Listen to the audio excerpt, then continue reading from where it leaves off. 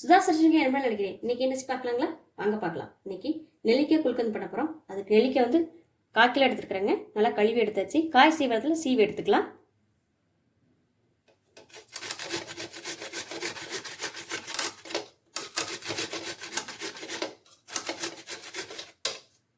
எல்லா நெல்லிக்காயுமே இந்த மாதிரி காய் சீவரில் சீவி எடுத்துக்கலாங்க.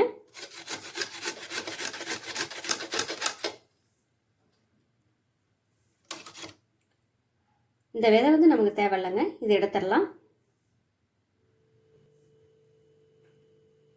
எல்லா நெல்லிக்காயும் இந்த மாதிரி திருகி எடுத்தாச்சுங்க. இதுக்கு வெல்லம் வந்து இப்போ ரெடி பண்ணி எடுத்துக்கலாம். வெல்லம் வந்து 150 கிராம் வெல்லம் எடுத்துக்கலாம். கொஞ்சம் தண்ணி சேர்த்துக்கலாங்க.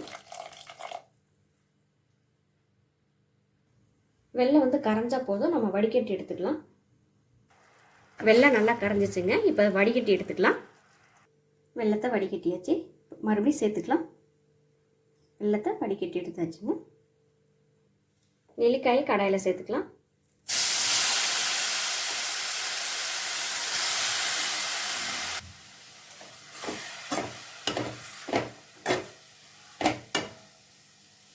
இந்த வெல்லத்தை நெல்லிக்காயோட சேர்த்துக்கலாம்.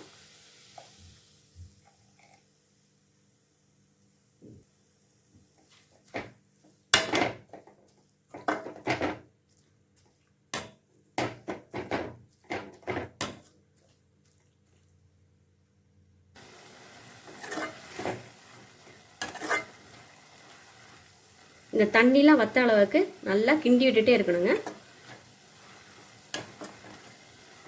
தண்ணி வந்து கொஞ்சம் கூட இருக்கக்கூடாது.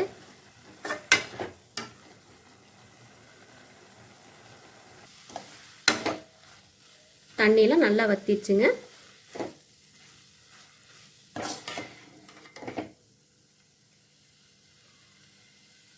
நெல்லிக்காய் குல்கந்து ரெடி ஆயிடுச்சுங்க.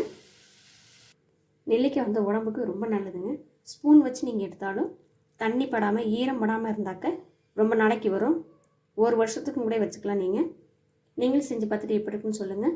சுதா சர்ஜரி குக்கிங் சமையல் பார்த்ததுக்கு ரொம்ப நன்றிங்க.